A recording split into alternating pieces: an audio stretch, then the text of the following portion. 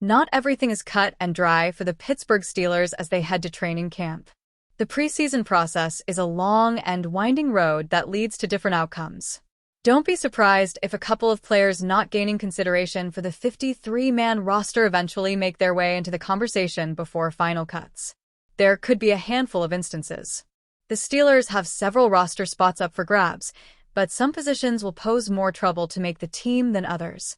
The outside linebacker, edge, spot is full of talented pass rushers going into training camp. Pittsburgh projects to keep 4 at the position, and those spots are set in stone barring injury. If another outside linebacker produces a fantastic preseason, however, the Steelers could keep 5. Julius Welschof is a German-born player who is entering his second year with the organization. He lit the NFL world on fire last year after producing big moments during preseason action. The international up-and-comer played his way into the roster conversation previously, but a season-ending knee injury cut everything short. He will attempt an encore this time around. Pittsburgh Steelers could hold Julius Welschof on the roster with a terrific training camp. Welschof has had a tough injury to recover from, but he should be back to normal.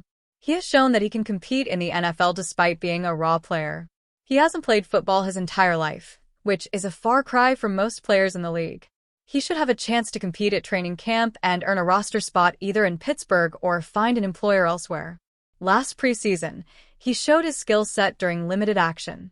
He created consistent pressure during his opportunities. He produced 3 sacks, which tied him for second place across the entire NFL preseason last year. Another performance like that should get him noticed around the NFL. The Steelers would consider keeping him on their 53-man roster if he produced another 3 sacks or more. The German still faces a daunting challenge ahead. Welschof has plenty of talent in front of him with T.J. Watt and Alex Highsmith leading the way. Nick Herbig remains a promising depth piece for Pittsburgh, and they drafted Jack Sawyer in the 4th round of the NFL draft this year. Welschof and his fellow players down the depth chart have a lot of work to accomplish if they want a realistic shot at making the team. The forgotten edge rusher is on no one's radar going into training camp, but he should be. He created havoc for opposing offenses last preseason, and he should be stronger in his second time around. The Steelers don't need to keep him, but they will make room if he bursts onto the scene. If he can build off last year, there will be plenty of suitors lined up if Pittsburgh lets him go.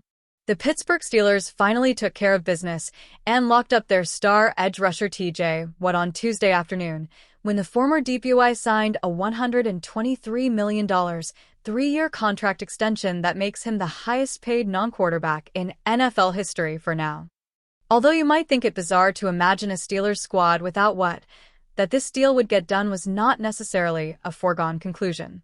Indeed, rumors and speculation of discontent had been swirling all offseason.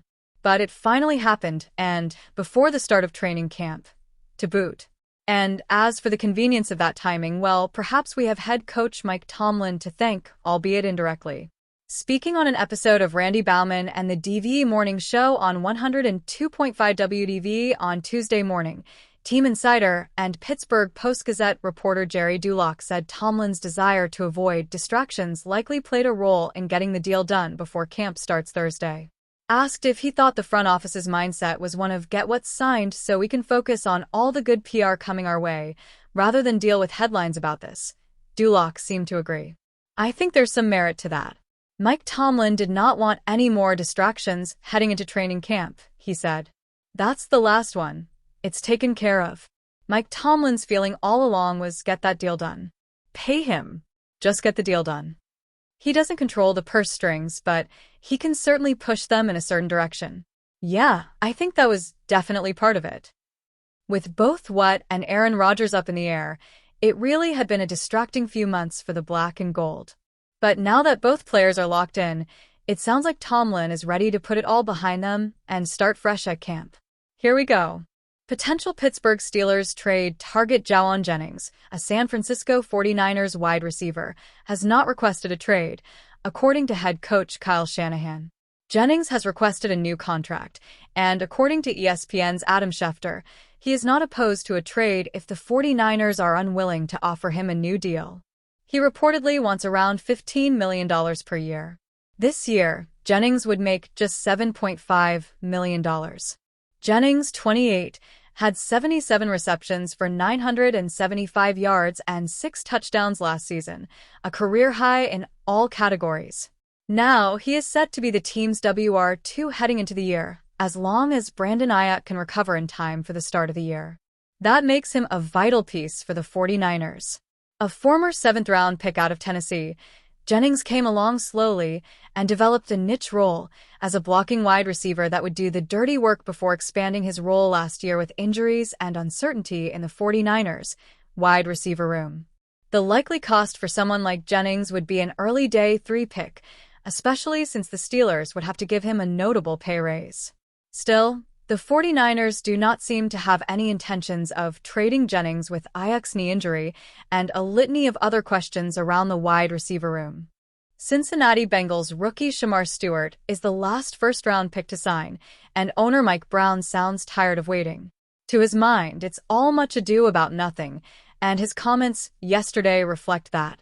It is a message resonating throughout the building, Executive Director Duke Tobin also questioning Stewart's logic. As Micah Parsons also found out yesterday with Jerry Jones, Stewart found Brown impatient in getting what he wants.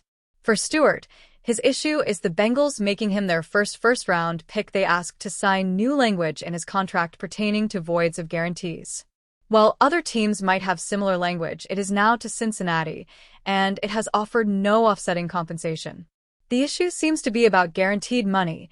If in the event he acted in a way that was contrary to league rules or our rules, for example, if he got into a criminal situation, Mike Brown told Russ Heltman of Sports Illustrated about why the Bengals have not yet managed to sign Shamar Stewart. "We've been here for a long time. It's never happened, and that's what's holding up this contract. And from our vantage point, it's a form of foolishness," Brown adding, using language I'm sure Stewart took note of, adding, "It just ought to get done. There is no dispute over the money. It's just a dispute in his mind that I guess if he did something that really deserved punishment, that he would want the whole contract guaranteed." Owners, of course, have far fewer vulnerabilities, typically being millionaires, if not billionaires.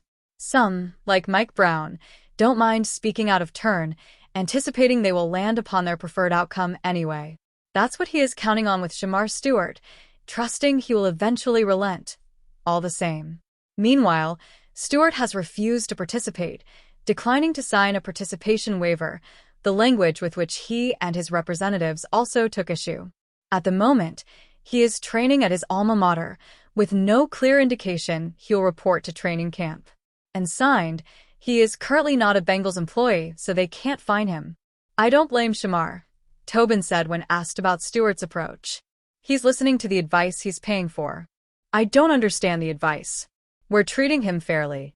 Of course, people rarely believe they are ever treating somebody unfairly. Generally, people don't want to be unfair, but that doesn't mean they will recognize unfairness in their own behavior. For Shamar Stewart, he sees the Bengals as being unfair in asking him to sign something no first-round pick has had to sign before with the team, while getting back nothing in return. But is he truly entrenched in his position, willing to skip practices until the Bengals relent in some way? They want Shamar Stewart on the field, especially with Trey Hendrickson also threatening to stay away. While there seem to be positive developments on that front, Stewart and the Bengals may be further apart.